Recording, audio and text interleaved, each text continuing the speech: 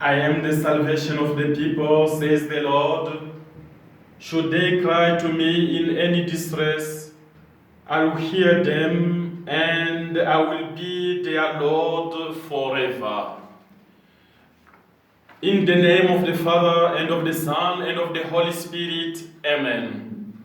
The grace of our Lord Jesus Christ, and the love of God, and the communion of the Holy Spirit be with you all. My dear brothers and sisters in Christ, today is the 25th Sunday in Ordinary Time. Dear beloved in Christ, times are not alike and they change. In everything we have to see the glory of God.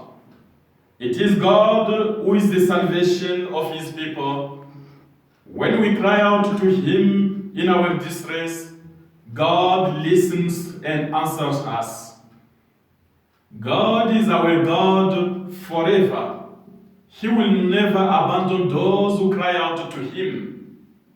And He will listen always to our prayers because He is God of mercy. He is our Father. What does the liturgy of the Word tell us today? Today's liturgical texts are carriers of hope. They tell us about the love of God offered to all of us, freely given and without any merit on our part. Even when everything is bad, God is still there. He will never abandon His people. Even when we revolt against His will, He is always there with us. He is always there to heal us by forgiving us. This is what the prophet Isaiah tells us in the first reading. The Lord is near to us and to all who are crying out to Him. But we must seek Him, invoke Him, and desire Him. He invites us to convert our thoughts and our behavior and to come back to Him because He is rich in forgiveness and abounding in mercy. His holiness and His transcendence place Him at an immense distance from us, as far away as the distance between heaven and earth, because He is God, He is the Holy One. It is sin that has widened this gap between man and the three times holy God. But we must not let our sin separate us from the free and merciful love that God gives us so freely in Jesus Christ. The Apostle Paul also benefits from this mercy of the Lord. Since his life was taken over by the risen Jesus Christ on the Damascus road, Paul has changed completely and he has become a worker for the good news. It means when Paul met God, Lord Jesus Christ, in the road of Damascus, his life changed completely and he started to glorify God, to work for the gospel. Through his life, Paul gives glory to Christ by serving Him. When reading his letter to the Philippians, Paul is in prison, he is suffering, he knows he is going to be sentenced to death. Dear brothers and sisters in Christ, he says that for him it will be good to die for the cause of the gospel, to die for the glory of God, because he will be with the Lord forever when he dies. But if by remaining in this world, Paul can make himself useful to Christian communities, he is ready to work for them. Therefore, Paul gave all his life to the gospel, to serve God, to serve Jesus. He teaches us to give up our way of thinking in order to adjust it to that of God, to put ourselves at the service of God through serving our brothers and sisters. In the Gospel, according to Matthew chapter 20, verse 1 to 16, we read the parable of the workers of the 11th hour. This parable is thought-provoking and many react negatively when they hear this parable. Many people will say, I disagree. It is not normal that the workers of the 11th hour who worked only an hour are paid like those of the first who worked 12 hours. This master is unfair. Yes, this is our human way of thinking. This is true, but that is not what today's gospel is about. The real message lies elsewhere. Today, the gospel would like to help us correct our way of seeing things. Here, it is the master of the domain, that is to say, God, who takes the first step towards the man. God is always the first to take the initiative. He himself goes out for 5 times to hire workers for his vineyard. God, I said, is always the first who is taking the initiative. Is coming to join us, to choose his people, to be with these people. It is God who is first to seek men. He doesn't get tired without getting discouraged. God is always there to be and to serve his people. What is important in this parable is to hear this call that the Lord sends out to us tirelessly throughout the days and years. Go you to my vineyard. This vineyard is a very strong symbol that we find throughout the Bible.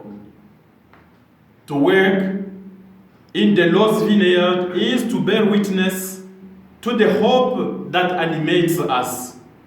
We are sent to those around us, especially those who are hurt by life trials, by violence, by disease, by natural disasters. My beloved in Christ, our faith in Christ through our baptism invites us to be active, to act. The life gospel requires action.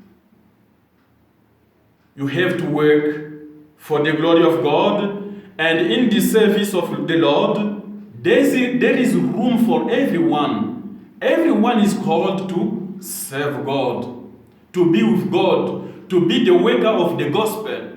It's not for some people, no. All of us, from our baptism, we are called the disciples of Christ. We are called to work for the glory of God. To work in the Lord's vineyard is to do everything to restore joy and hope to those who lack it. It is to be craftsmen of peace, unity, and reconciliation. It is doing everything we can to make our communities more alive and more fraternal. We are not Christians to stay locked up in our comfortable homes, but we are sent to go and reach out to others, announcing the joy of the kingdom to them. Through our welcome, our words, and our actions, those around us must be able to discover something of God's goodness. There are many who doubt it, who search for meaning in their lives. They need to meet true witnesses of the faith on their journey. In response to this commitment, Christ promises us what is right. In our mind, this is a salary commensurate with the work we have done. Whoever works more must earn more. This is the human conception of justice contrary to that of God. God's justice is based on love, a limitless love that surpasses anything we can imagine. The salary he promises is to be with Jesus in the kingdom. As a result, the salary is necessarily the same for everyone. We should not believe that because of our merits we have rights over God. No. God does not give us according to our merits, but according to his merciful love, which is limitless. Dear beloved in Christ, today, let us ask the Lord for the grace to serve him with all our hearts by going into his vineyard.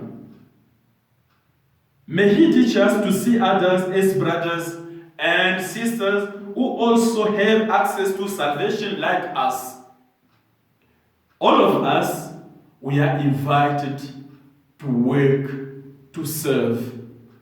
To serve and to work for the gospel is not for a special class, is not for a special people, but is for all of us. We are called to work for the glory of God. There are no first or last. We are all called to the same family table as children of the same Father. May this word of God build our life. May this word of God help us to understand that we are called to serve God with all our heart in serving our brothers and sisters, and to accept other people around us to serve, to be like us in the field of God, to serve God for especially his glory and for the salvation of all the mankind. May this word of God be with you, and may the blessing of God accompany you along this week we are going to start, or we have started already. May the intercession of Our Lady Virgin Mary be with you. May all the angels and archangels protect you. Amen. The Lord be with you. May Almighty God bless you and protect you, the Father, the Son, and the Holy Spirit. Amen. Let us go in peace and glorify the Lord.